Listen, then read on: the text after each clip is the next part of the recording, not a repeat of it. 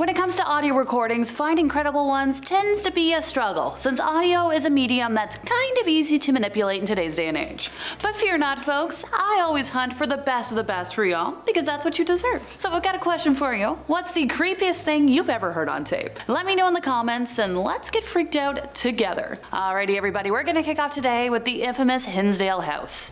With the legends of a hanging tree, a pond that has claimed at least one life, and hills that are said to hold the graves of the countless, many believe that this place may very well be the most haunted house in Western New York. I'll let the audio clip play now, as long as the spirits haven't taken it down yet. Current owner Dan Clay says it's not just one story, but the one that made it the most famous was during the 1970s when a family started having poltergeist-like activity in the house. So we're gonna backtrack for a second, because it seems like in the late 1960s, it seemed like something was unearthed when new ponds were dug on the property. But Clara and Phil Dandy moved into the house in the early 1970s with their offspring. And at this time, the activity became so frequent and menacing that they called Father Alphonsus, a priest from St. Bonaventure University, for help. I know I didn't elaborate, but you're probably asking, okay Alexa, how menacing? We've got all the usual stuff. Things flying off shelves, kitchen utensils flying into pictures, scratches. Which might not sound crazy if you know about demonic stuff, but this was really bad for the young daughters in the home. Dan says that the priest performed a structural exorcism, and the house started shaking and it sounded like a crying noise, a screaming noise coming out of the windows. And the exorcism didn't work. So this family fled, and as the years passed, a few families have come and gone. Nobody's staying for too long. This is where Daniel's chapter in the story starts. So he purchased the infamous house and put it back into a functional condition. Nowadays, he lets teams investigate the property in hopes of discovering the mystery behind the ghosts who haunt this home. The current owner is also the co-founder of the Greater WNY Paranormal Society, and has mentioned in interviews that he believes that the paranormal activity goes back to 1799 in a massacre that is said to have occurred on the land. Now, Mary Ball has come to the house and run tours for many years, and she had an experience that seems to support that theory. So her son was sitting on the bed one night and didn't know any stories about the house. He just knew it was haunted. He looked out the window and saw his dad standing up by the fire, and he looked at Mary and said, "Who was that angry man staring at Daddy?" But the horrific history doesn't end there, by the way. During the 1800s, there were stories of a pair of brothers who lived there, who raided passing stagecoaches, robbed them, and either killed the occupants and buried them. And I believe they either buried them in the cellar or the hills behind the house. Dan says the haunting past seems to echo today in many manifestations, including shadow figures, electronic voice phenomenon, otherwise known as EVPs, objects moving, and even full body apparitions. So, do we want to go visit there or not? Also, that audio totally freaked me out. Time to chat about another terrifying place, the Sallie House. This was built in the mid-1800s, commissioned by the Finney family and home to Dr. Charles Finney. He practiced medicine from the house, using the bottom floor for surgery and examination, and a bedroom as an office. The family lived upstairs until moving out due to a lack of space. Nowadays, this place is reported to be haunted by the ghost of a young girl who passed away. According to legend, a girl named Sallie was brought to Dr. Finney's house by her mother for severe abdominal pain. So he gave her anesthesia and began emergency surgery, as he believed Sallie's appendix was about to rupture, but he cut into her before the anesthesia kicked in. So as he continued doing surgery, Sallie was screaming because she felt the pain, and the procedure sadly ended up killing her, and her last memories of a man whom she believed was harming her. Which, that is some bad last memories to have. So even though the house had long been known to be haunted, Sallie's haunting grew ominous in 1993, when the house was rented to a young couple. Their dog seemed to growl at nothing, especially near the upstairs nursery. And things began to take a violent turn when fires broke out in the house, and there was a series of sinister attacks that happened on the husband. The area that used to be the operating area, it would become ice cold. Objects would visibly move when the young man drew near, and he could feel scratches upon his chest or abdomen. But the ghost didn't attack the wife or the offspring. Multiple former tenants have reported paranormal activity, and a lot of them were guys. They've got the usual, scratch until liquid pours from your skin, which has led Sallie to being dubbed as the man-hating ghost. She also seems to like running up and down the stairs leading to the second floor. Apparently a lot of folks have felt her presence when they're going up and down the stairs, and they're like, oh, he's Sallie. But the theory of the man-hating ghost makes a lot of sense to me with what I know about demonic possession and demonic hangouts, if you will.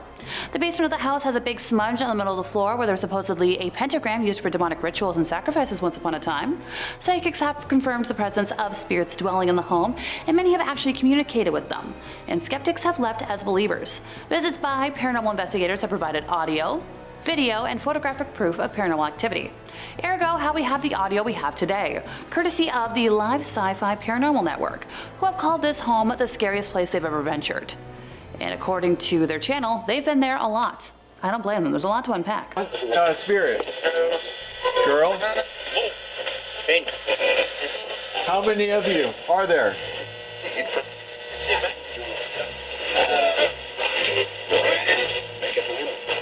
Here's a location that shouldn't shock anybody by being demonic, Aleister Crowley's house. Like, okay, I know he had a lot of them, but I think this was the one over in Scotland. We've got some of the hellscape footage, which I'll let play now before I forget. It's bizarre, isn't it?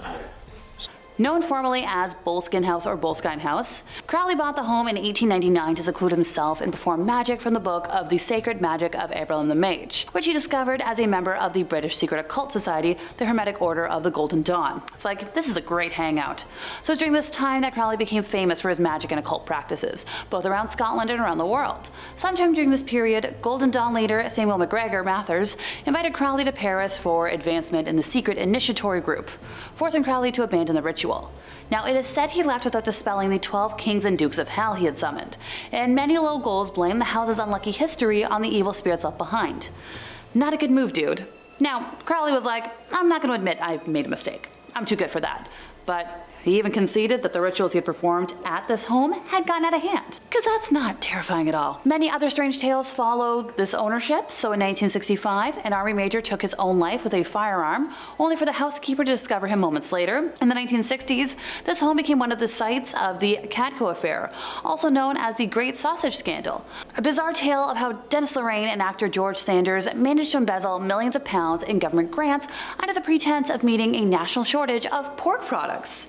The next owner was another dark celebrity of a different kind, Led Zeppelin's Jimmy Page. Page spent very little time at the estate, instead bequeathing it to a friend and his family, Malcolm Dent. Dent reported strange and unexplained creaks, groans, and various ghostly apparitions, and became annoyed by the Crowley and Page fans who frequently attempted to come up to the house. Later owners dismissed any notions of hauntings or witchcraft, but tragedy continued to strike. In 2015, the residents of the house returned from a shopping trip to find the home completely in flames. There were no injuries, as the house was totally empty, but yeah, personally, hard pass on visiting there. Thanks. The audio's scary enough. Here's another doozy, the Lizzie Borden Bed and Breakfast in Massachusetts. This is without a doubt the most famous haunted bed and breakfast in New England. Located at 232nd Street, it's known for the usual, doors opening and closing on their own, combined with a mysterious floral scent that some say are signs of the Borden spirits. For those who are unfamiliar with the story, police accused Borden of brutally killing her father and stepmother with a hatchet in 1892. Now, she was acquitted of the killings later that year, but still.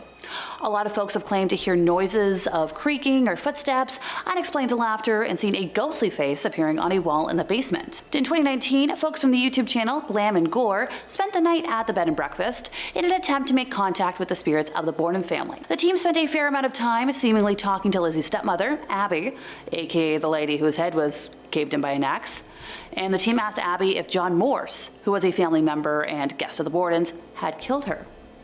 A voice seemingly replied, "It was John." The team noted how the voice sounded almost demonic.